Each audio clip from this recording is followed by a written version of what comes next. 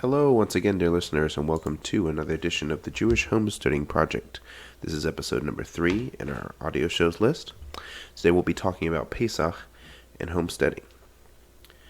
Please remember that if you enjoy our content, to follow us on various social media sites we're on, like YouTube, Facebook, and if you're interested in being added to a WhatsApp group to get the audio shows in that format, you could message me on Facebook at the Jewish Homesteading Project page.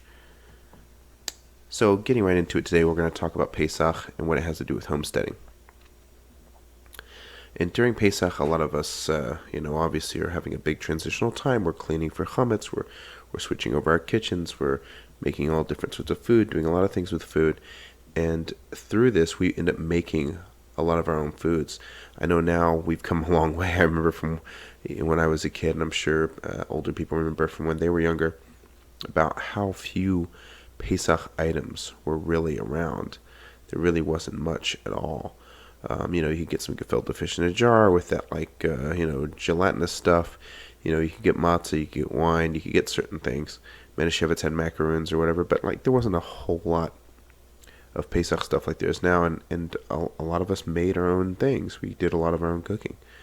And making our own food is a big part of modern Pesach and how it affects us. Now, I say modern Pesach because back in the day, everybody made your own food. There wasn't an idea of you going to pick up a frozen dinner, back when David Melech was running around. Basically, everybody made their own food all the time. Nowadays, in our modern system, we don't always make our own food, and we have a big disconnect from our food, from what's in our food, from how hard it is to make, from how healthy it is. And Pesach is sort of like a wake-up call to how hard it is and how to make everything, and how grateful we should be that we have all this convenience around, but also to how fulfilling it can be to make something yourself. When you squeeze your own oranges and make your own orange juice just by putting oranges in a juicer and tasting it, how fresh it is, how different it tastes. It's not the same flavor that you always have at the store with the stabilizers and the additive vitamin C or whatever they put in it. It's different. It's meaningful. And it brings a certain amount of meaning to life and understanding to what life is about, what real life is.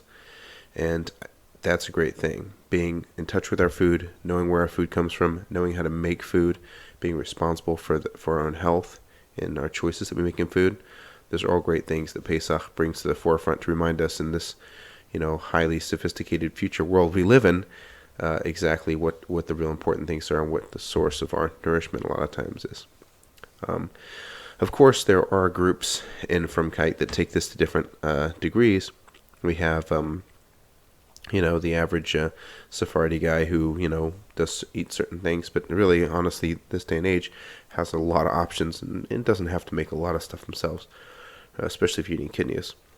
And then we go up to, Ashkenazi. There's a lot of stuff that you can't eat that's not necessarily chametz, but it's kidneys, and that it creates a lot of other imbalances.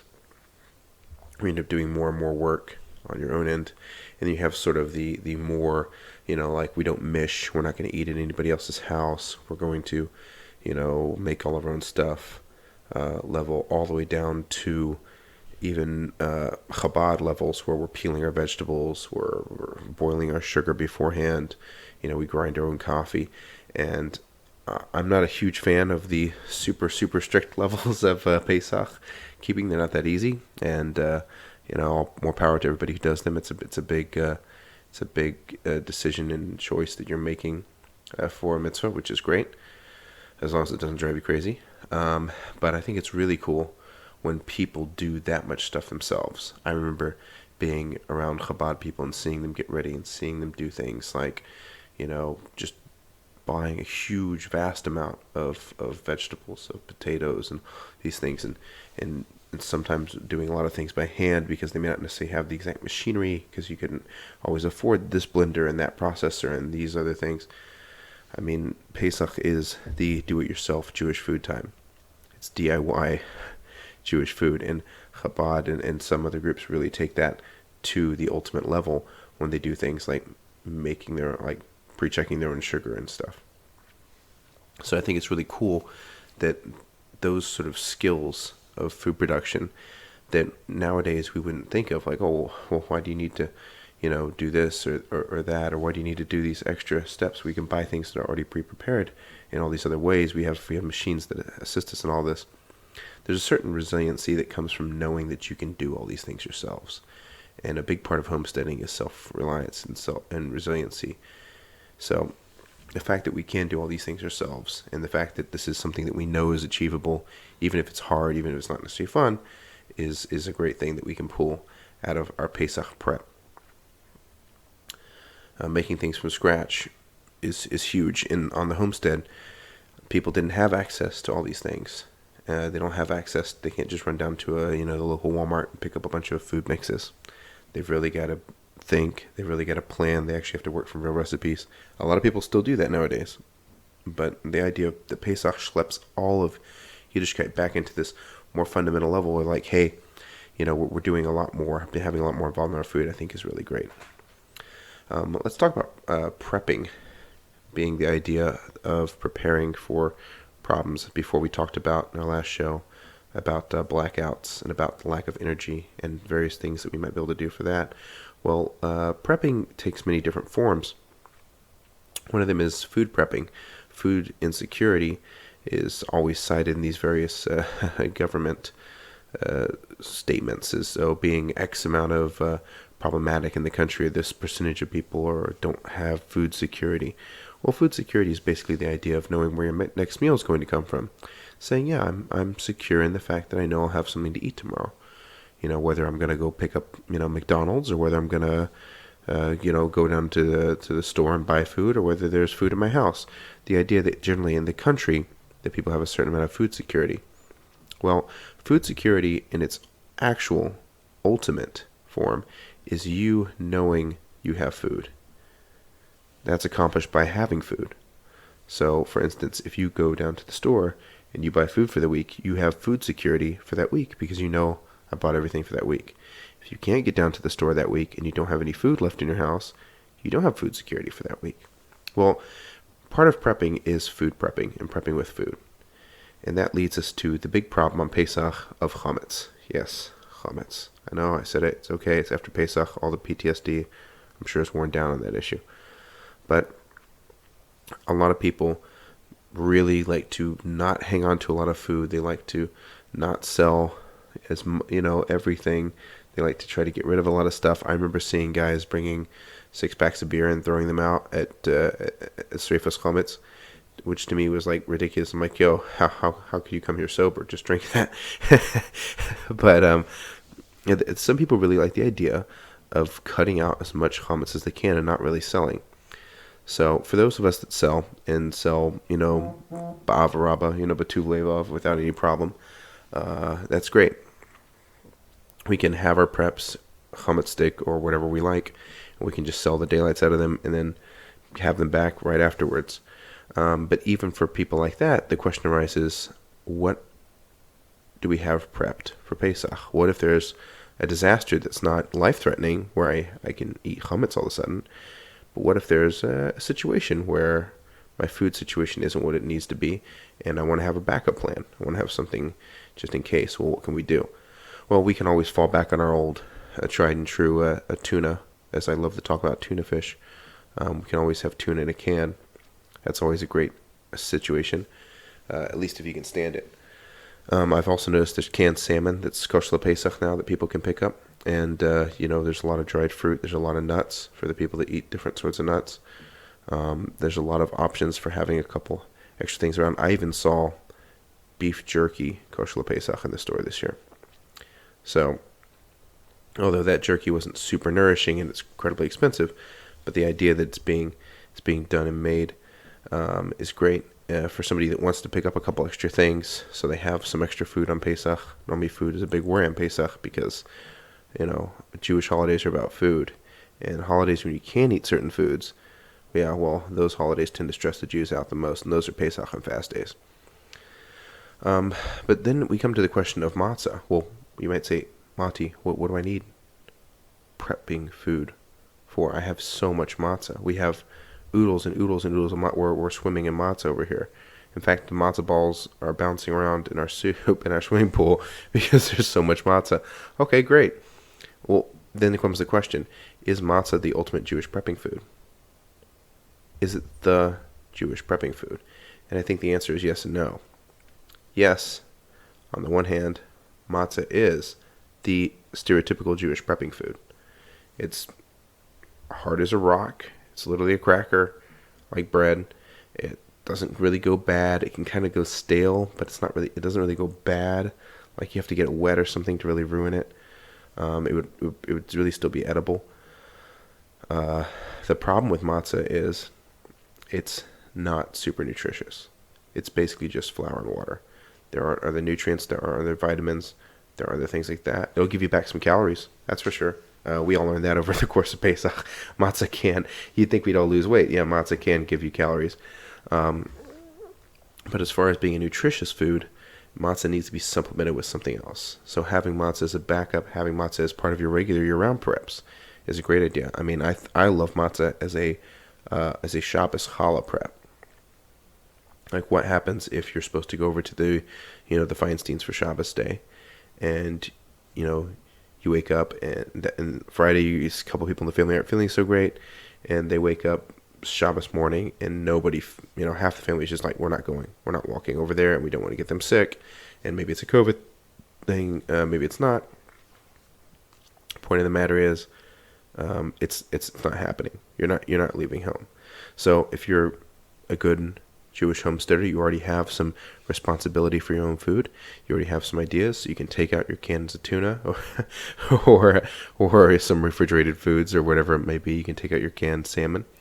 You can take out your lunch meat that you keep in the fridge, whatever it is, in the freezer. Let it thaw out. Great. And you can eat. That's fine. And maybe let's say you even have some wine around the house, just a couple bottles of wine, so you have some grape juice, something you can make kiddush. Then hits the big question.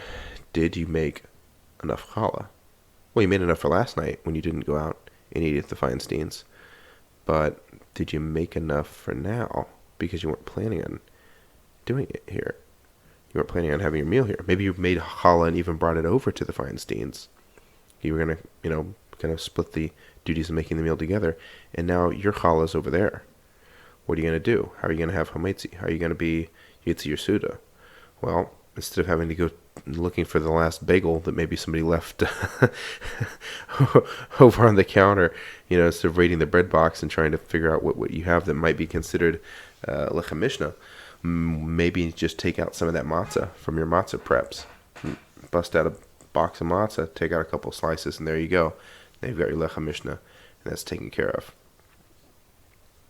The next question, Pesach food.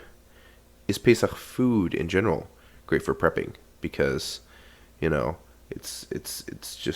very stabilized. A lot of it doesn't go bad so easily. Like the G-fish in the jars. Like, it's maybe Pesach food is great. And yes and no. Once again, it depends. Well, it's not bad as far as longevity. A lot of Pesach foods will last a while, and we can sometimes see that in the grocery stores when they try to sneak in last year's stuff in with this year's. But the reality is that nobody likes Pesach food. Unless you're one of the incredibly rare individuals that just loves what everybody eats on Pesach. Even the people that can't eat gluten and can't eat anything to do with anything and are happy when there's no chametz in anywhere, they don't like Pesach food. They like regular food. They like the food they like to eat. They like the food that's made with all these regular systems they're used to. And unless you're grilling out steaks and hot dogs every day, man, you're not going to like Pesach food. So, could you prep with Pesach food for the whole year? Yeah, you could do it. But you're going to fall into what I call the MRE mistake. MREs, for anybody that doesn't know, are meals ready to eat. It's a military term from the United States military.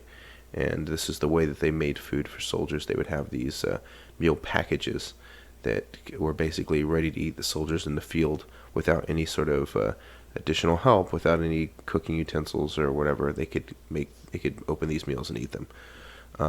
So a lot of preppers in the prepping survivalist world, and some homesteaders who want to also have food, will purchase MREs, and they'll keep them like down in the basement. So they'll get like one of these mountain house food groups or something, and they'll say, oh yeah, I bought my 52 days worth of my 6 weeks worth of food or whatever it is. And then something happens, let's say a natural disaster, they can't cook. And they say, oh, well, don't worry, we have all this food. And they open it and they taste it and it tastes like dirt. And nobody wants to eat it. And everyone's miserable anyway. And because of the disaster, they're all hyped up and everything. And then they're just like, oh my gosh, this is terrible. So you don't want that to happen with your preps.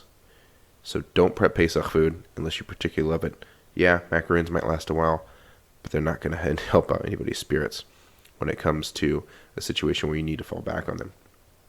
The best thing to do is to get regular food that you like, eat what you store, and store what you eat. That way, whatever you're storing, whatever you're going to have to fall back on, whether it's because of an emergency or just because you really don't want to go to the store today, let it be the things that your kids, your family, they're all used to, and nobody's going to start, wailing and gnashing teeth because, oh my gosh, we didn't have the blah, blah. Keep the bottle of ketchup the kids like. Get the steak sauce that the husband likes. Put some of the salad dressings in there that people consider essential. Go ahead and do it. Store what you eat. We eat it every day. There's no reason we can't store it. There's no reason we can't pick up a couple on sale, throw them into the back of the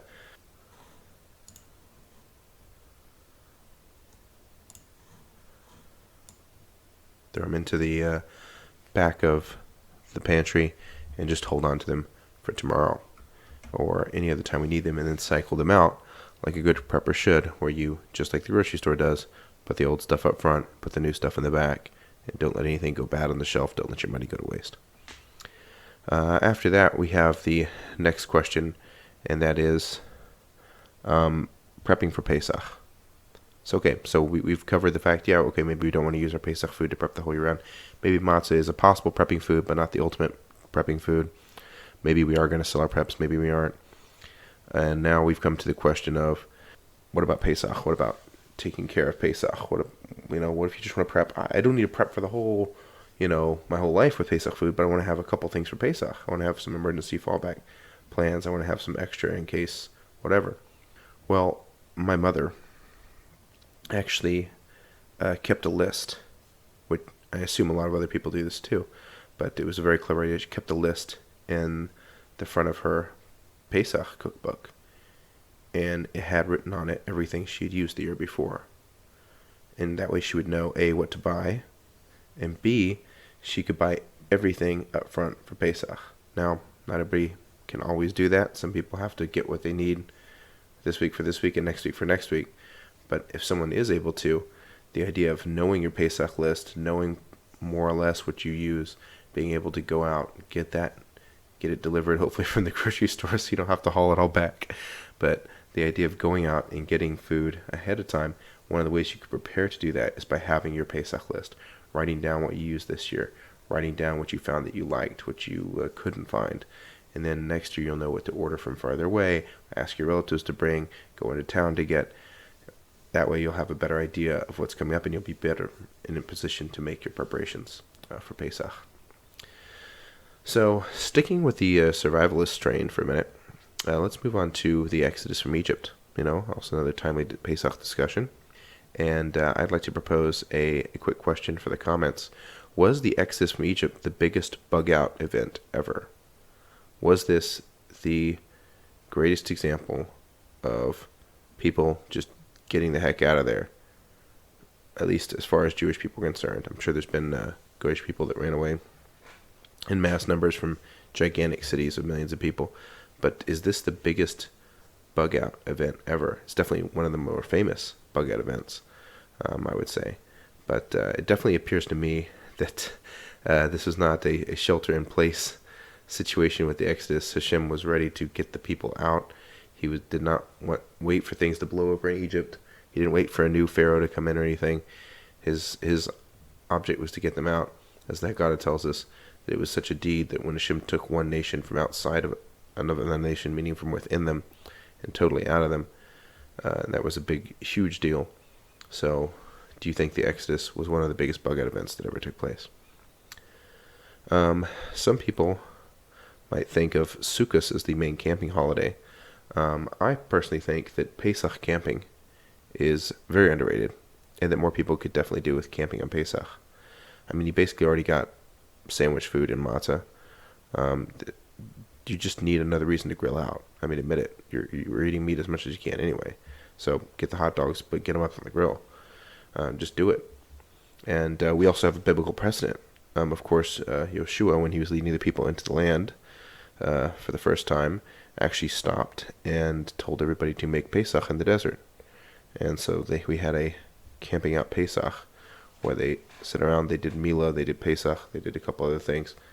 And if we ever need a precedent for it, I think bringing back camping on Pesach is a great idea, especially in light of all the wonderful Pesach items we can buy and of all the wonderful ways we can test our preps and our self-reliance in camping. One thing Pesach does show us, and it shows it to us in a couple ways. It shows it to us in the Torah right after the events of Yetzias Mitzrayim, and it shows it to us in sort of a personal aspect I think almost everybody feels, is how much food affects an individual's morale.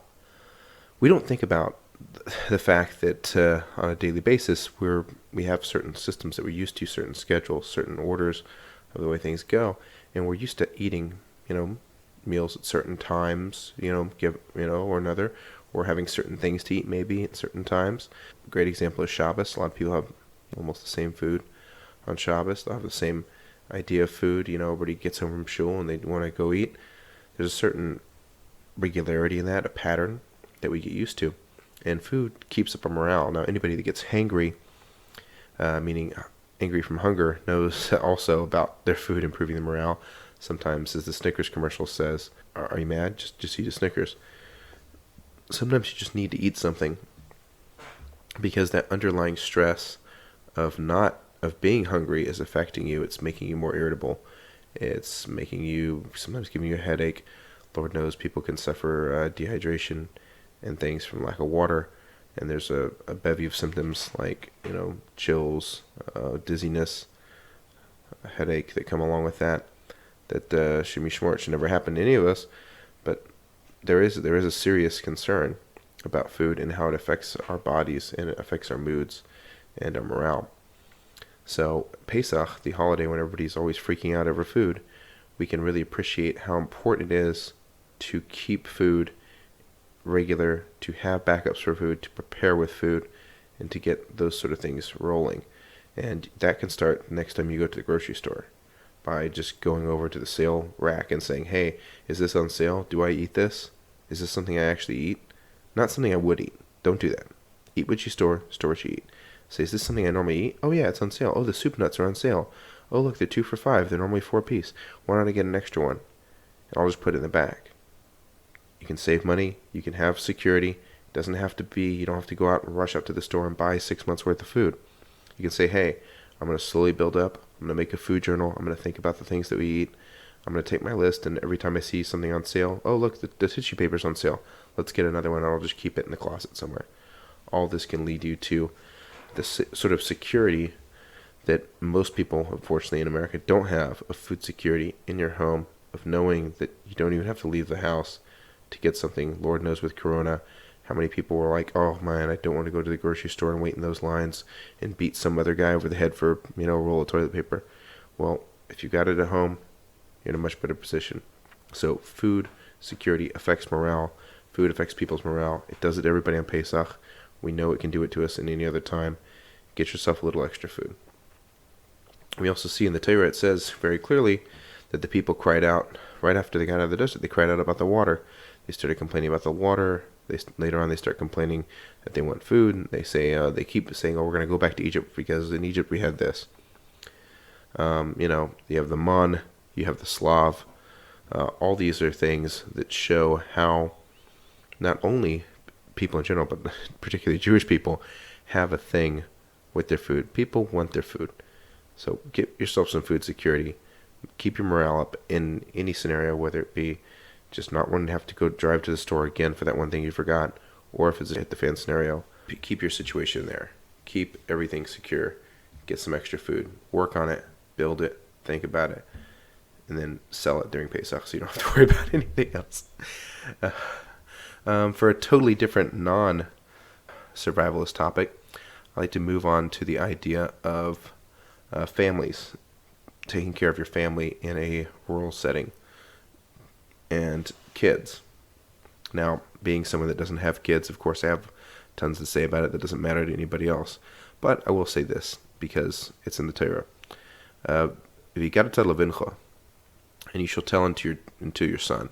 What are you supposed to say? You're supposed to say, like we see in Manishtana, the different kids, you used to tell them different lessons. There's different ideas. But the main idea is teaching your kids. If you have kids, if you're around kids a lot, if you're spending time with kids, if you have kids in your house, you're always teaching. And Pesach reminds us this. We're always teaching. We're always imparting something. Whether that's leading by example, whether that, Rahman al-San, could be a bad or a good example, whether that's something that the words we're using that they're picking up on. Lord knows how many people have said a bad word and then their kid says it and they go, oh my gosh, I can't believe I say that. It doesn't look so bad. You don't think of it so bad when you do it, but then if the kids are doing it, Rahman al-San, it's the end of the world. How many people do things and try to get their kids involved and try to give their kids a meaningful experience in life, and how many people really don't? How many people do you see that could really care less what their kids are doing? Their kids are all running around in the back and they're just kind of standing there, on their phone. And you see these people at the playgrounds, you see them at shuls, you see them all over the place. They're there on their phone, they're talking to their friend or whatever, and then their kids are just, who knows what they're doing? They could be across the street, they could be on this side. So, really, taking the time to teach your kids, taking the time to spend with your kids, taking the time to be cognizant of the fact that when you're around your kids, you are giving them an example that they will emulate, even the older ones to an extent. Pesach has that message of teaching your kids, making it eventful and meaningful for the kids. And let's be honest, do you want your kids to grow up happy? Yes. Do you want them to grow up healthy? Yeah. Do you want them to grow up from? Yeah, ideally. Well, then why don't you make their life religious and meaningful? Instead of just having like, oh yeah, we have to do this because whatever. Well, the kids are going to see that as a burden. Make life meaningful. Take the idea out of the Seder and say, hey, why are we doing this? Why do we have goats out here?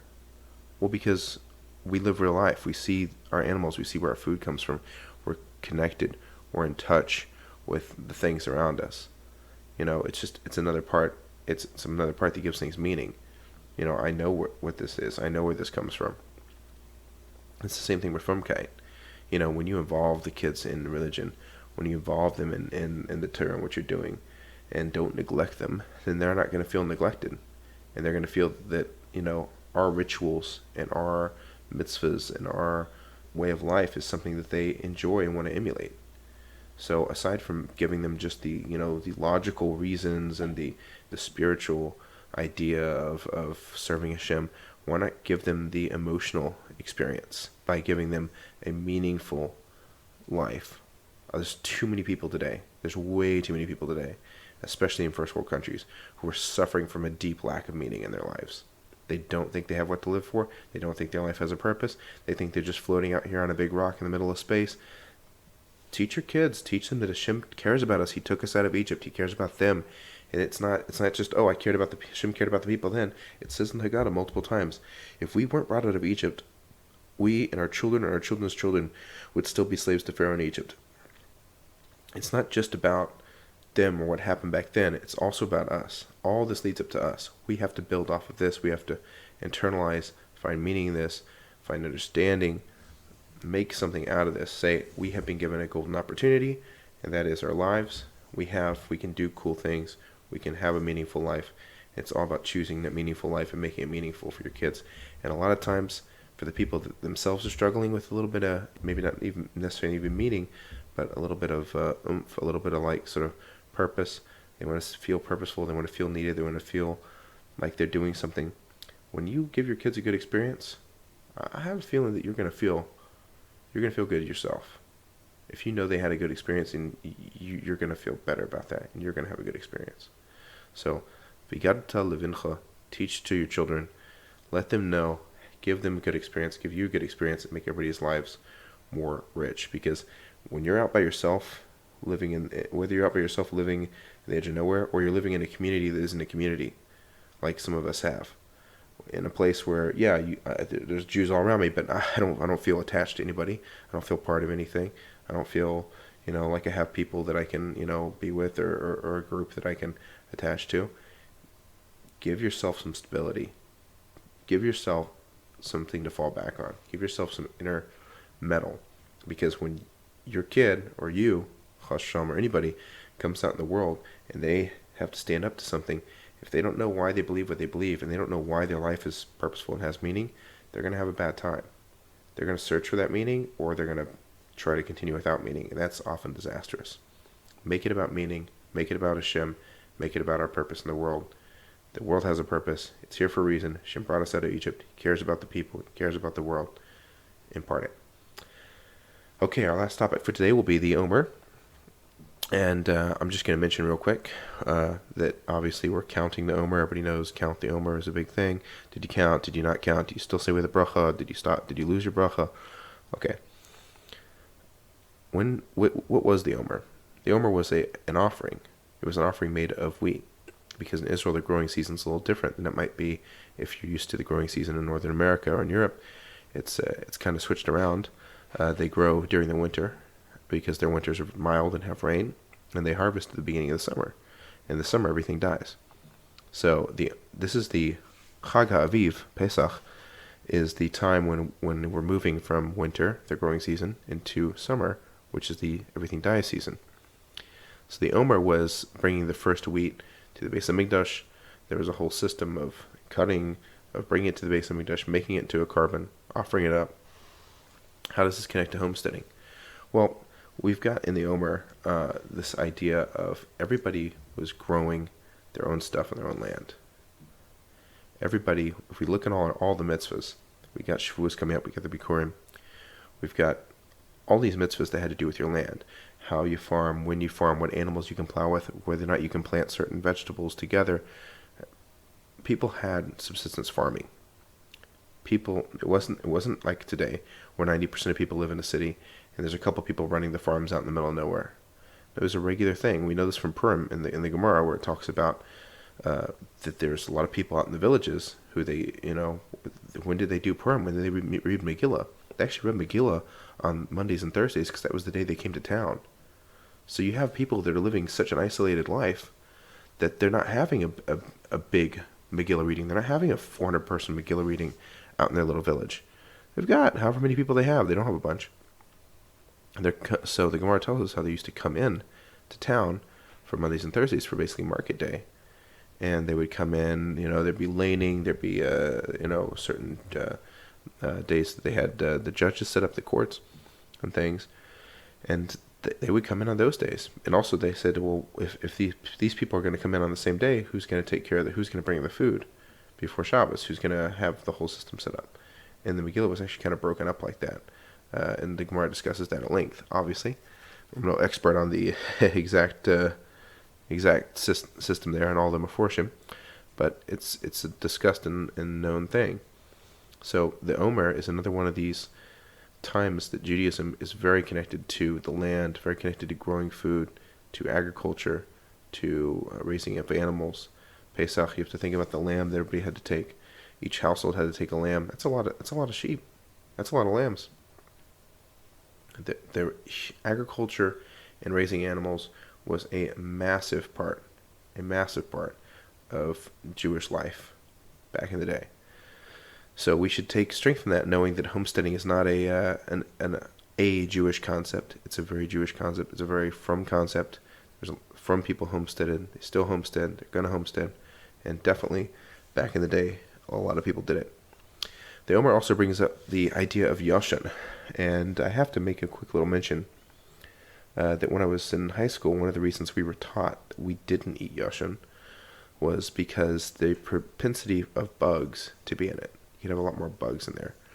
And that reminded me to make a little note about prepping. When we store our food for prepping, we want to make sure it's in airtight containers.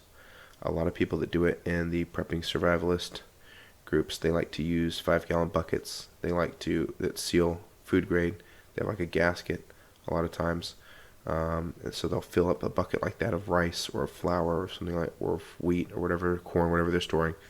And they'll keep their dried things in there to keep bugs from getting in there. Another thing they'll do sometimes is they'll take these hand warmers that work off of oxygen, and they'll use something like that in the bucket to suck the oxygen out, so the air doesn't spoil the food. It keeps it fresher. You can obviously look into those things in depth at other places. Eventually we'll have videos and shows and short clips where we talk about different prepping ideas and how things are organized, how certain things are done. Hopefully that'll all come further on. Between me getting married and Pesach, there's not a whole lot of time for me to do a lot of this stuff, but I want to do as much as I can, and I want to start bringing on other people to help me with bits and pieces here and there, help me with showing you guys some cool stuff. And I want to build our community by getting people to comment, by getting people to start talking to each other. And if you guys have something you want to hear, something you want to talk about, do it. If you guys have some content you made, I know that my friend Aaron has a little YouTube channel where he's got some things over there that he's made, which is awesome. If you're making your own stuff also, I mean, great. That's exactly what we like over here. We like the idea of people going out, doing for themselves, making something else.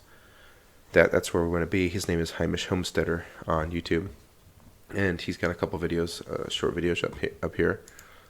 So go over there and watch that, and then maybe reach out to him if you want to talk to him about stuff. But yeah, get involved in the community, do that sort of stuff. That's great. Last thing to mention is just that, once again, if you like our content, please share it with your friends. Please encourage them to join our pages for further updates. And listen, please follow us for all of your inspiration and all of your practical advice to stay on the derech and get off the grid. Thanks so much for listening.